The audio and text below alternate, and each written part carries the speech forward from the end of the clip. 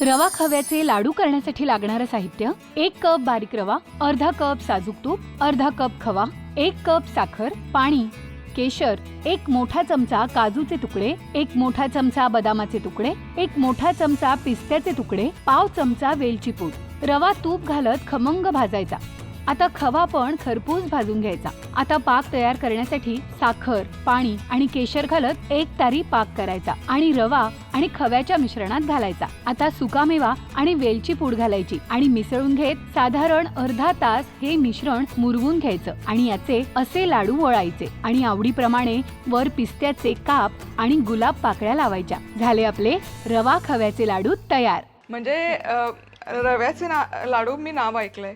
ओल्या नारळाचे लाडू करतो, रवा ओला नारळाचे करतो, रवा बेसनाचे करतो, पण रवा खव्याचे. मग यामागे काही आहे का माहिती किंवा परंपरा, किंवा आधी कोणी बनवायचं? परंपरा म्हणजे याच्यासाठी आपण नैवेद्यासाठी म्हणजे गौरी गणपतीमध्ये नैवेद्यासाठी रवा खव्याचे लाडू प्रसाद म्हणून असं म्हणजे आवर्जून बनवले जातात. क्या बात आहे.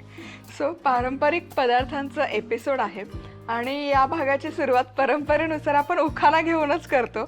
सो फक्त त्या उखाण्यामध्ये ना आपण जनरल उखाणा घेतो मुंजीत वगैरे लग्न कार्यात, तेव्हा आपण आहे ना नवऱ्याला मिरवत असतो. पण हे आपलं किचन आहे. सो किचन मध्ये आपण तो मान पदार्थांनाच देतो. सो आज काय उखाणा घ्याल ज्यामध्ये त्या लाडूचं नाव येईल? मधुर रवा खव्याचा लाडू दिसतो किती छान, आरोग्यासाठी सेवन करूया, देऊ त्याला मान. क्या बात आहे, खूप मस्त. मला तर ते नाव ऐकूनच मस्त असं तोंडाला पाणी सुटलंय. तो आपण सुरुवात कशी करूया? आधी आपण रवा भाजायला घेऊया. अच्छा, येस. सो साधारण 1 कप आपण रवा घेतलेला आणि त्याला अर्धी वाटी तूप, कमी जास्त आधी थोडं भाजून घेऊया आणि मग तूप घालू. सो यामागे काही शास्त्र आहे का की आपण नंतर तूप घालतोय? म्हणजे रवा जरा थोडा गरम झाला अच्छा, की थोडं तूप घातलं की नंतर मग व्यवस्थित आणखी छान भाजला जातो. अच्छा. आणि तूप पण अगदी थोडं थोडं घालायचं. अच्छा, म्हणजे एकदम सगळं तूप घालून द्यायचं नाही, जसं लागेल तसं तसं तूप घालायचं त्यात. सो इथे 1 वाटी जर रवा असेल तर साधारण अर्धी वाटी तूप, साजूक तूप घालायचं. तुम्हाला जर अगदीच हेल्थ कॉन्शियस आहे थोडं कमी घातलं काही चालेल. कारण खव्यामध्ये पण एनिवे थोडंसं फॅटचं प्रमाण असतं, त्यामुळे ते थोडं कमी घातलं काहीच हरकत नाही. पण सणासुदीसाठी पदार्थ करतो ना तेव्हा कॅलरीज वगैरे थोड्या बाजूला ठेवाव्यात आणि आपल्या सणाचा आस्वाद घ्यावा. बारीक नसेल तर जाड रवा असेल तर मिक्सर मधनं जरा काढून घ्यायचा. म्हणजे अगदी त्याच्यासाठी पदार्थ बनवायचा नाही असं नाही करायचं. जाड रवा घ्या मिक्सर मध्ये, त्याचंही सोल्युशन त्यांनी दिलेलं आहे, म्हणजे एक्सक्यूज काही नाही. अरे काय खमंग सुवास येतोय, मस्त सुवास दरवळलेला आहे. असा खमंग भाजलेला रवा कसा ओळखायचा? फक्त सुवासानेच ओळखता येतो. आणि छान गुलाबी रंग आलाय आता, खूप सुंदर रंग आलेला आहे. आता काय करूयात? आता आपण खवा हे करू. चालेल, हे इकडे घेते मग. सो साधारण 1 कप रवा असेल तर अर्धा कप आपण खवा. आणि अगदीच गौरी गणपती नाही तर एरवी कुठल्याही सणाला किंवा लहान मुलांना काहीतरी असं खायचं असतं, मिठाई गोड, सो त्यांच्यासाठी हे असे पदार्थ बनवू शकतो. सो खवा कसा परततो आपण? खरपूस थोडा कलर जरा चेंज करायचा, कारण त्यामध्ये थोडासा ओलावा असतो, पाणी असतं, त्यातली थोडीशी आर्द्रता आपण काढून घेतो. एक साधारण 5 ते 6 मिनिट, फार वेळ नाही लागत. 5 ते 6 मिनिटं परतून घेतलेला आहे आणि हलकसं त्यातलं पाणी पण कमी झालं आणि तो एकसंध आलेला आहे गोळा. सो आता गॅस बंद करूया. आता आपण पाक तयार करून घेऊया. अच्छा, त्यासाठी आपण 1 वाटी साखर, म्हणजे जितका रवा आहे तितकीच साखर आपण घेतो. आणि साखरेत पाणी जेवढे साखर बुडेल इतपत पाणी टाकायचं. अगदी खूप पाणी पण नाही आणि खूप केशर घालू आणि केशर घाला. आणि कसा पाक बनवतो याचा? 1 तारी पाक करायचा. 1 तारी पाक. शक्यतो पाक पुढे नको जायला, नाहीतर काय होतं लाडू कडक होतात. कडक होतात आणि रवा असा भिजत नाही त्यात.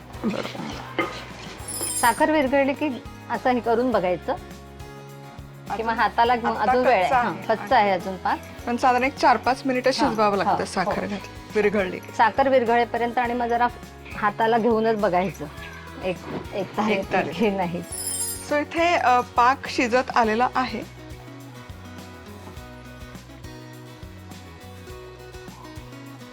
पाक आपला झालेला आहे आता. येस, छान अशी एक तार येत आहे, पण ती अखंड पण नकोय कारण पाक मग तो खूप पुढे जातो ऍक्च्युली. कारण आपण गरम गरम चेक करतो तेव्हा एक्झॅक्ट एक तार येत नाही, पण तो पाक थंड शिजलेला. झाल्यावर हां. येस. आता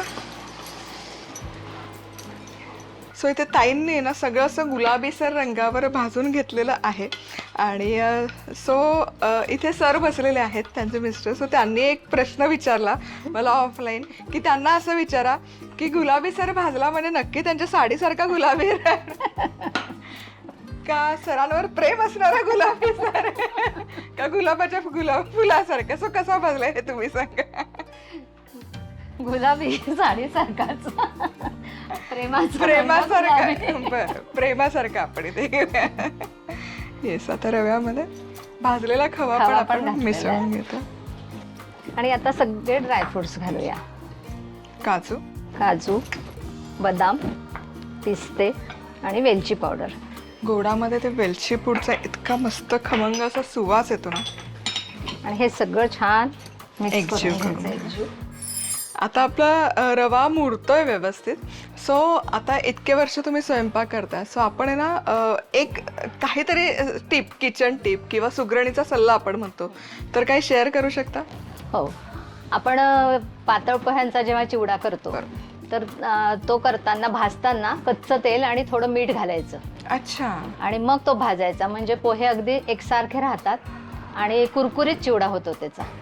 क्या बात आहे, किती छान टिप आहे. म्हणजे आता सणासुदीचे दिवस आहेच, गौरीचा फराळ करतो, दिवाळीचा फराळ करतो, तेव्हा चिवडा बनवणं होतच. आणि तेव्हा पाऊस पण असतो, त्याच्यामुळे तो चिवडा कुरकुरीत व्हायला ती मदत होते. दिवाळीपर्यंत असतो.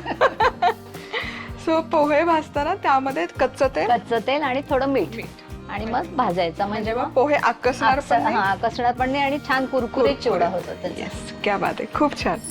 रवा आणि खवा आपला चांगला अगदी मुरलेला आणि फुललेला पण आहे. येस. आणि आता आपण त्याचे लाडू, छान गोल गरगरीत लाडू वळूया. क्या बात आहे.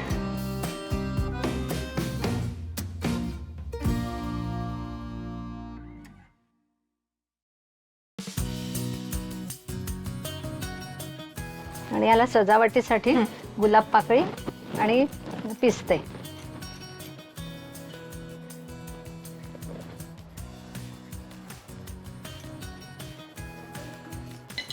काय सुंदर दिसतंय.